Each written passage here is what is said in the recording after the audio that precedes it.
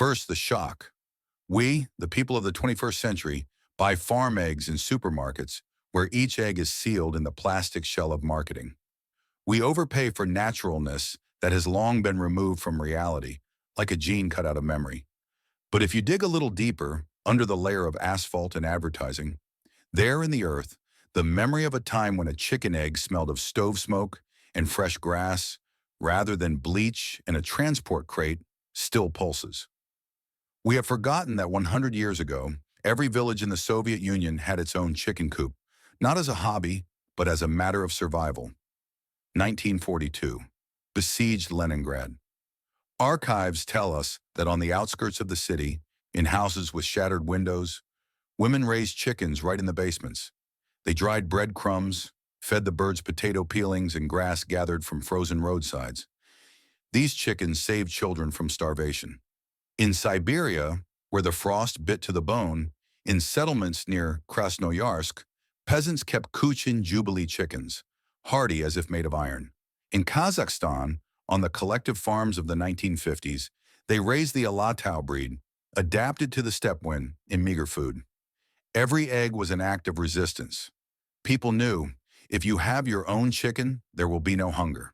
Today, the feed industry assures us that without compound feed and a balance of amino acids, birds will not survive. But this is a lie covered in scientific terminology. Nature does not need patents. For example, alfalfa, the very same alfalfa that Ukrainian agricultural newspapers wrote about back in the pre-war years, contains up to 18% protein plus methionine and lysine, the very amino acids that factory producers add artificially. Alfalfa carotenoids color the yolk a warm amber. And not because it's pretty, but because it's a signal. The chicken is healthy, the liver is working, and immunity is at its peak. Its green leaves are photosynthesis turned into protein without intermediaries.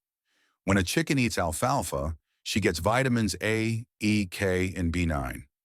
All this makes an egg not just a product, but a living concentrate of light. But why are there no bags labeled alfalfa feed on the shelves today? The answer is simple and terrifying. You cannot sell what grows on its own. You cannot monopolize the grass under your feet. And that is why since the late 1980s, with the arrival of the new economy, we began to be conditioned to grain mixtures with premixes, where every gram is a registered trademark.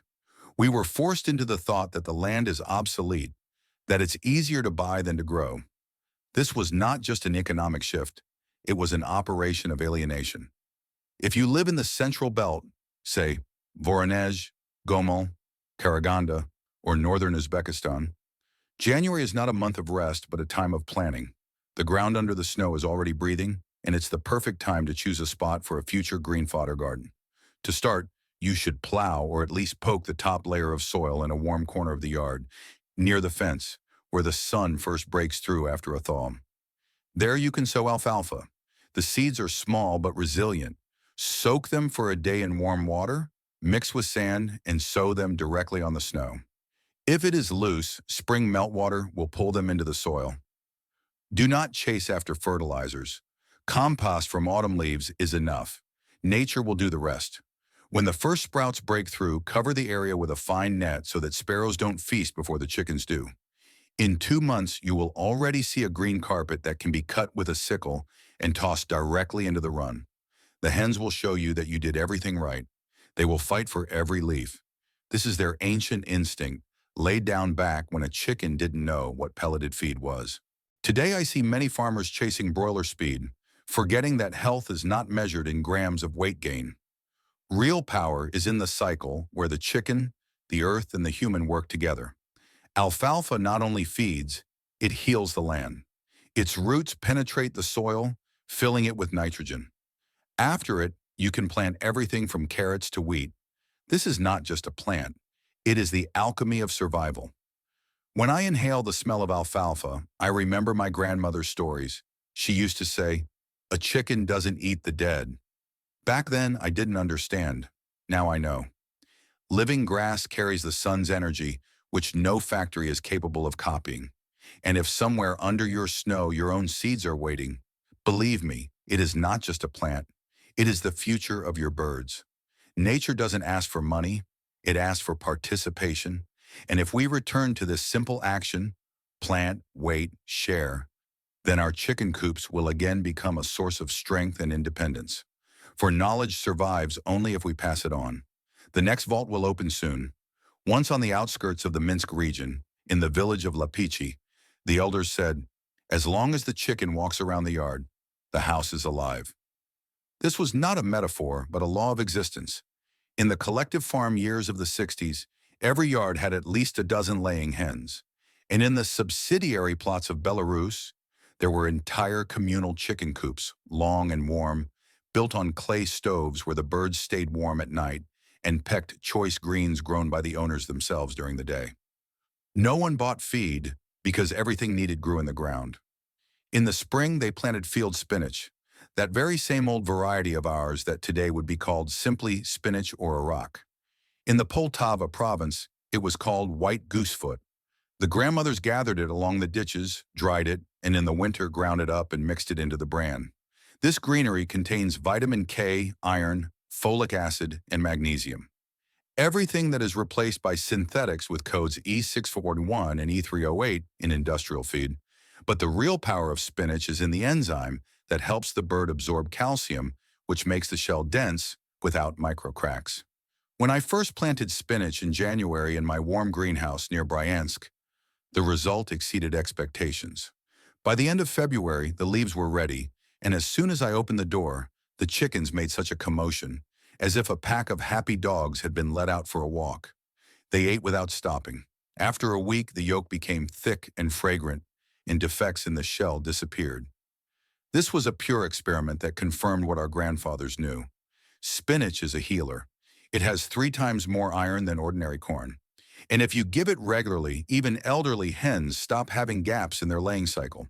But in the south of Kazakhstan, in the Turkestan region, old-timers still remember the miracle plant. Our common leaf beet, or, as it was called in Soviet technical datasheets, mangold. What is today called Swiss chard was developed back in the 1930s at experimental stations near Tashkent. This plant withstands heat, cold, and salty soil. Each leaf contains fiber, vitamin C and PP, as well as potassium, which is vital for the normal functioning of a chicken's heart. In 1974, the journal Agriculture of Central Asia wrote, "When mangold is included in the diet of laying hens, an increase in egg production of 22% and a 2-fold reduction in mortality is observed. All this without antibiotics, without stimulants, only greens and clean water.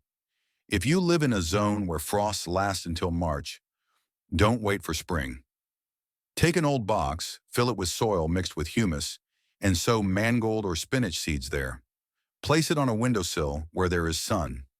In a month, you will be able to cut the first leaves and give the birds a bunch a day.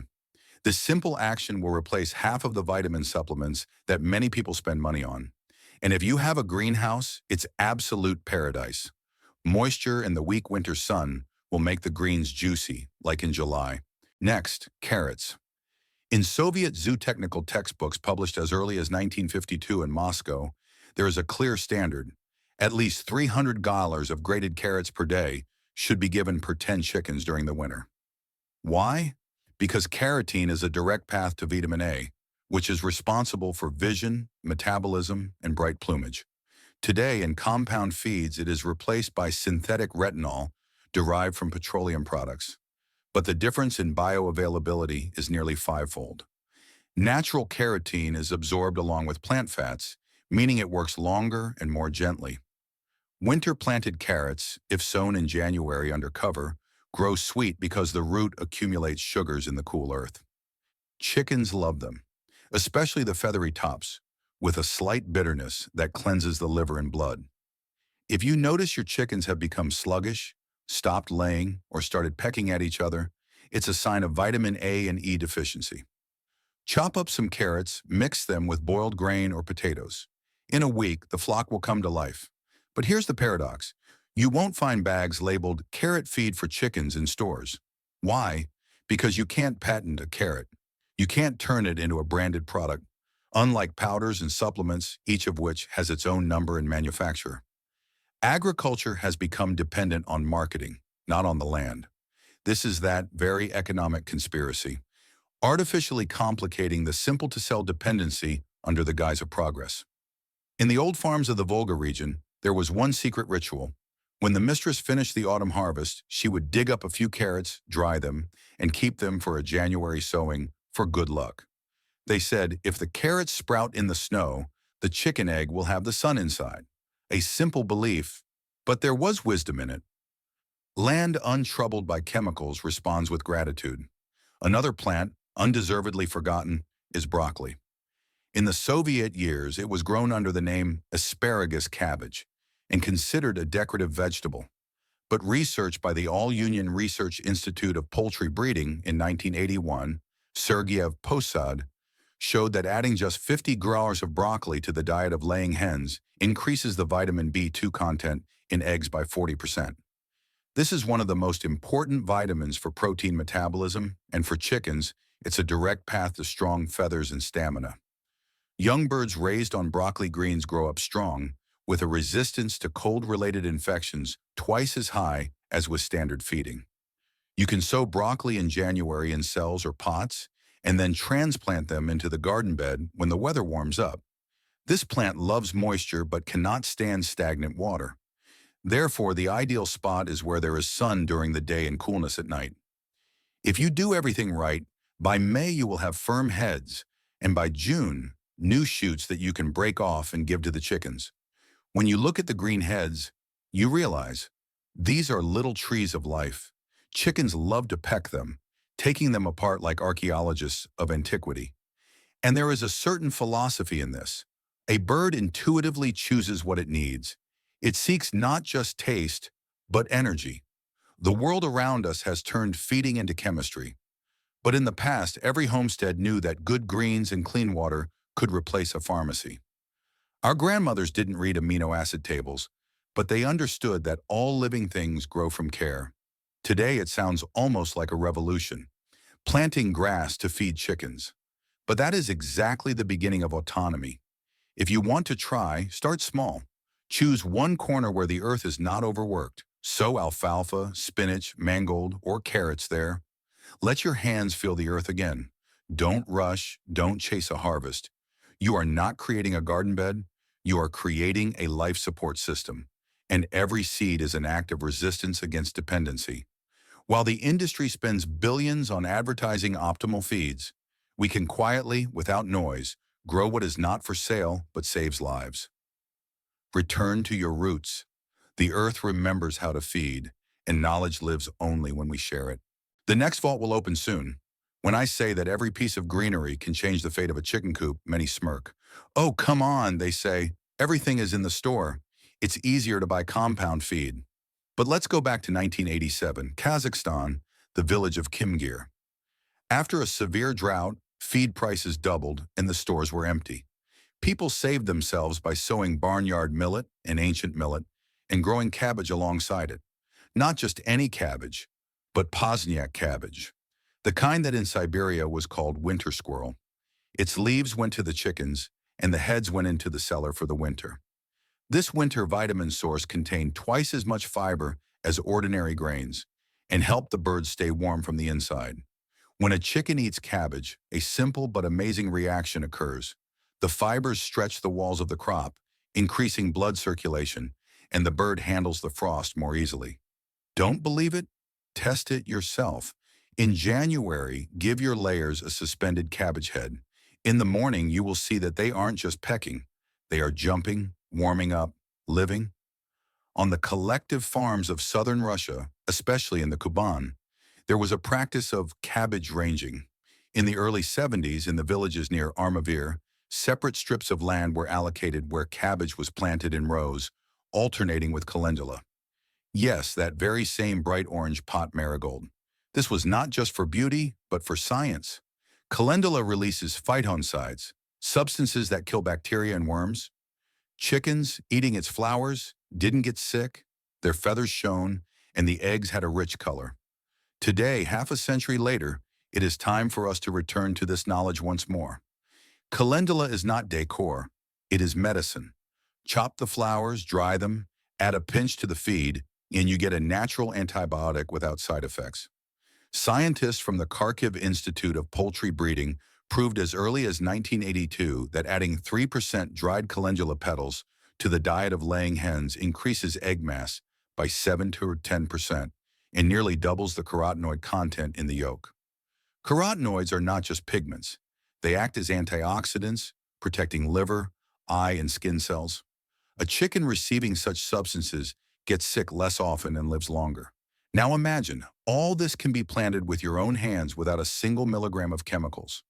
Another crop known to old poultry farmers is fodder beet. In Soviet research institutes, it was called the life reserve. It contains sugar, fiber, and trace elements that restore a bird after molting or illness. It can be grown even in northern regions where summers are short. An important technique: in January, sow the seeds in a box with sand and put it in a cold place, like a shed. Let them lie until March. This is called stratification, tempering the seeds. After such a sleep, the beets will sprout evenly and produce powerful roots. You can give them to the chickens grated and the leaves fresh. Especially useful are the tops and stalks, which contain more vitamin U, a rare substance that helps heal mucous membranes and restore the intestines. And here is where the most important part begins: biology. Many think a vitamin is just a supplement, but nature works differently. When a chicken pecks fresh leaves, enzymes start working right in the mouth, breaking down fiber and activating the microflora of the crop. It's like a sourdough starter. Beneficial bacteria wake up and start producing vitamins right inside the bird's body. No factory powder can replicate this living symphony. Now let's talk about peas, or as they are called by the people, the peas that climb for happiness. In the Urals, they were planted not just for the harvest.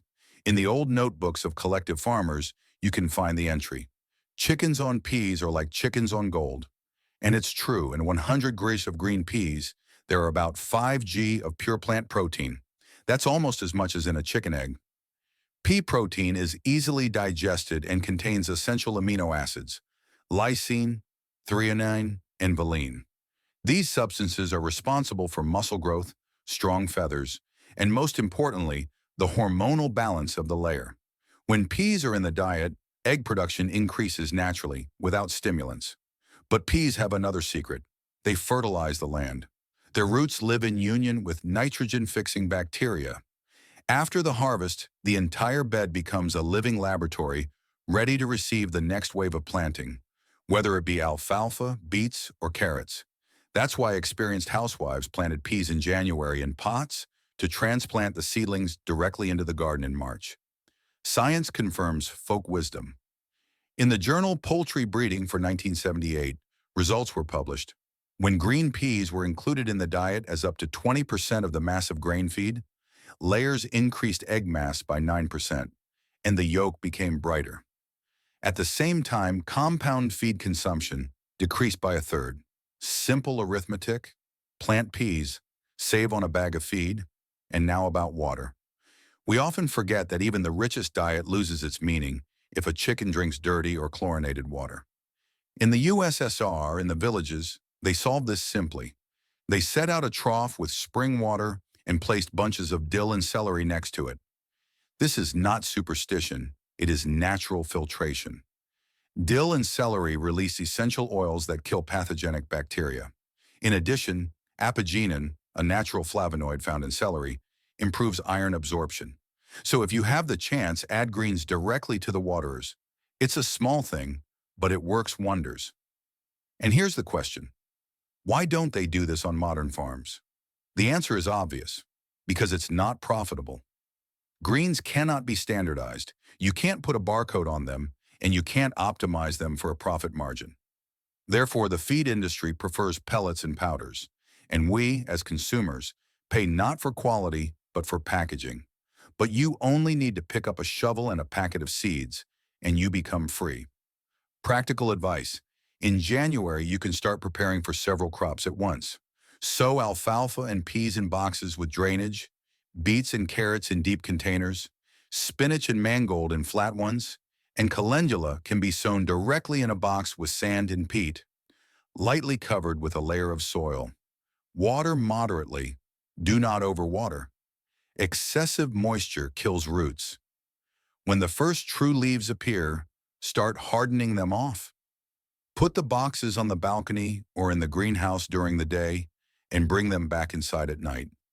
In a month, you will have an entire winter mini garden ready for transplanting. And remember, every garden bed is not just food, it is a storage of information. Seeds remember the ground they grew in, the water they were given, and who touched them. And when chickens peck this greenery, they absorb not just vitamins, but the energy of labor, warmth, and care. This isn't romanticism, it's biochemistry. Thus, you gradually create your own ecosystem where the chicken is not separate from the land, but is an extension of it. In this system, there is no place for dependency on a factory or a bag of feed. Only human, bird, and soil. Here is the triune union that fed our ancestors and is capable of feeding us if we remember how it is done. While large corporations convince us that naturalness is a brand, we can return its real meaning. Don't buy farm eggs at the supermarket. Sow your own grass, make your own mixtures. Let your chickens eat sunlight, not the byproducts of petrochemicals. And when one morning you crack an egg and the yolk is thick, fiery orange, and smells not of plastic but of the sun, you will realize it was all worth the effort. Because you brought back not just a taste, you brought back a memory, and that is true wealth. Knowledge lives as long as it is passed on. The next vault will open soon. There is one rule that was known even in pre-revolutionary villages. A chicken without a garden is like a mill without wind. If you ask any elder in the depths of Vitebsk or Tambov what this means, they will answer. A bird lives not by feed, but by the cycle. Everything that grows and returns to the earth, everything that moves in a circle, manure, grass, seeds, this is its element. A chicken is not a consumer, but a link in the ecosystem. But it is this very concept that the industry destroyed. When they made a machine for producing eggs out of the chicken, the main meaning disappeared. Look at the numbers. Modern compound feed contains an average of 14% protein, but almost half of this protein is the synthetic amino acid DL-methionine, derived from petroleum products. In the 1980s, when Soviet science still held a course toward the biologization of agriculture, the Research Institute of Animal Husbandry conducted experiments with natural protein sources. They then established that a mixture of alfalfa, 40%, peas, 30%, oats, 20%, and green cabbage mass, 10%, provides a full amino acid profile without a single chemical additive. Chickens not only did not lose egg production, but they also lived longer. Their feather quality improved, their shells were stronger, and even their behavior became calmer because food is not just calories but information. Our ancestors didn't use the word vitamin, but they knew that grass heals. For example, in Siberia, you can still hear the expression, a chicken on burdock, an egg with a soul. Burdock, the weed, is essentially a natural biostimulant. Its leaves contain inulin, a carbohydrate that feeds gut microflora. If once a week you toss bunches of fresh burdock or dried roots into the chicken coop, the birds handle diet changes more easily, don't suffer from stomach upsets, and the smell of the droppings becomes milder, meaning digestion is proceeding correctly. Another example is nettle. It was known in every village from Balashov to Namangan. During the war years, when everything was worth its weight in gold, nettle was dried and ground into flour. It contains up to 30% protein, more calcium than milk, and a whole table of trace elements, magnesium, zinc, copper, manganese. But the main thing is chlorophyll. It stimulates hemoglobin formation in chickens, improves oxygen transport, which means the eggs become larger, and the birds handle cold and stress more easily. If you want to use nettle correctly, don't give it raw. Scald it with boiling water or dry it. Then the oxalic acid, which interferes with calcium absorption, will be broken down. Now for what they won't tell you in promotional brochures.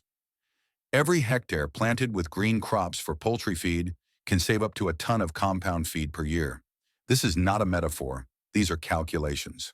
1 square meter of alfalfa yields 6-8 kilos of green mass, which contains about a kilogram of pure protein. If you have 10 acres, you can completely cover the needs of 20, 30 chickens without buying feed.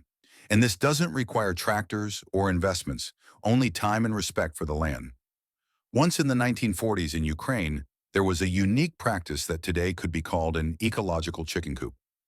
In collective farms near Kirovograd, they arranged living circles. In the center was the coop, surrounded by beds of alfalfa, followed by strips of cabbage, and along the perimeter, strips of calendula and beans. The chickens grazed on the greenery, fertilized the land, and the plants, in turn, protected the chickens from wind and insects. It was a self-sustaining organism. And do you know how long such a circle lasted without reseeding? 3 years. No chemicals, no purchased feed. A system created by hand but inspired by nature. Now a bit of science to reinforce intuition with facts. The protein of a chicken egg consists of 20 amino acids, 9 of which are essential. Alfalfa, spinach, mangold, and peas together provide a full set of these amino acids. That is, if you feed your chickens a green mixture of these plants, you give them everything that factories provide through synthetics, plus B vitamins, tocopherol, vitamin E, carotenoids, and phytoncides. And all this without adding protein concentrates. Let's talk about winter feed, because January is not only a time for sowing, but also a time for preparing stores. In the old days, housewives made so-called vitamin wreaths. In the autumn, they gathered herbs, nettle, alfalfa, clover, beet tops, dried them in the shade, and then tied them into wreaths and hung them from the ceiling of the shed. In the winter, these wreaths were taken down and hung in the chicken coop. The birds chose what they needed themselves. This is intuitive eating, which is fashionable now to call bioadaptive. But it was born not in a lab, but in a village. In the 21st century, you can do the same thing, only smarter. For example, sow microgreens in the winter, sprouted seeds of oats, wheat, peas. In 7 to 10 days, you will get a living feed with a concentration of vitamins 5 times higher than in dry grain. Chickens will be delighted. Sprouts stimulate metabolism, increase egg production, and shorten the molting period. If sprouted grain is given 2 or 3 times a week, you will notice how the bird's feathers and comb color improve. This is a sure sign that the blood is being saturated with oxygen. There is another forgotten trick from folk practice, the ash bath. Yes, it's not feed, but direct prevention of disease. Mix wood ash, a bit of sand, and dry clay. Put it in a box in the chicken coop. The chickens will bathe in this mixture, cleaning their feathers of parasites. This replaces expensive chemical preparations. Ash contains potassium and calcium, and birds often peck at it to replenish minerals. In the Soviet years, this was called dry hygiene. And now, economics. Growing 1 kilo of green feed with your own hands costs about 2-3 kopecks if you count the seeds, water, and labor. Buying a kilogram of compound feed costs 40-50 rubles. The difference is 1,000%. But it's not even about the money, it's about independence. As long as you buy feed, you are dependent. As soon as you start sowing, you are the master. And this is the main step toward freedom. Someone will say, why all this? Factory eggs are cheaper. Yes, cheaper, but only at the checkout. The real price is hidden in water contaminated with nitrates, in exhausted land, in lost varieties of grasses. We pay with our health. Do you know that over the last 30 years, the vitamin A content in factory eggs has dropped by almost half? Because chickens are fed grain, devoid of greenery. A chicken that doesn't see the sun and doesn't peck grass lays a dead egg, without light, without energy. But an egg is a clot of sun, a concentrate of life. Practical advice. If you have limited space, use vertical beds. You can make a mini system from old boxes or barrels. In the bottom tier, alfalfa, above it, spinach, at the top, calendula. Each culture supports its neighbor. Alfalfa preserves moisture, spinach provides shade, calendula repels pests. And when all this grows, just cut a little at a time and toss it to the chickens. In winter, dry it. In spring, sow it again. All this is not romanticism or retro. This is the agro-science of the future. Only it has no chemicals, only the logic of nature. A chicken doesn't require miracles. She requires cycles. Water, greenery, light. These are her 3 pillars. If you follow them, your yard turns into a self-sustaining system where there is no waste. Manure goes into the compost, compost into the bed, grass into the feed, egg to the table. Everything returns. And finally, philosophy. When you hold an egg from your own chicken in your hands, you are holding a little son grown by your labor. This is not a commodity. It is a testimony to the connection between human and land. No factory, no brand can reproduce this. Nature cannot be patented. It's time to take back what belongs to us by right: knowledge, land, and care. As long as we have hands, seeds, and a little time, we have a chance to return meaning to the homestead. For knowledge lives only if it is passed on, and the next vault will open soon.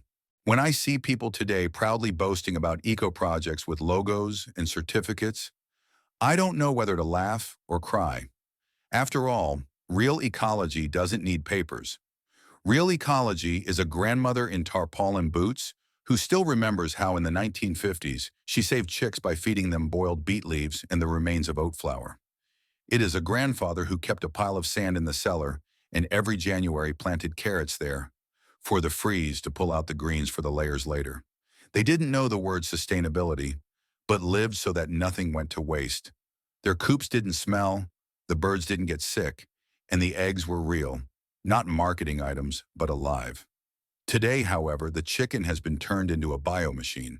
We feed her powder, add antibiotics, stimulate growth, and wonder why the egg is tasteless. Yet everything is solved simply. Give the bird back the land, the grass, and the sun, and she will give you back your health. And start, as always, with January. This is not a month of rest, but of preparation. The earth under the snow is preparing to awaken, and right now is when you need to lay the foundation for the spring explosion of life. Seeds are a code, and if you activate it correctly, you will end up with a real fodder garden. Let's break down specifically how. A step-by-step guide to creating a natural feed system.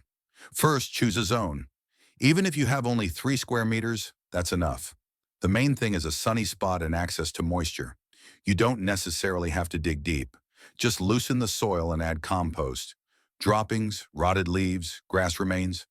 Second, sow in stages. In January, in boxes: alfalfa, spinach, mangold, peas. In February, broccoli, cabbage, calendula. In March, beets, carrots, celery. In April, orach, nettle, clover. Such sowing will provide a continuous flow of greenery from March to October.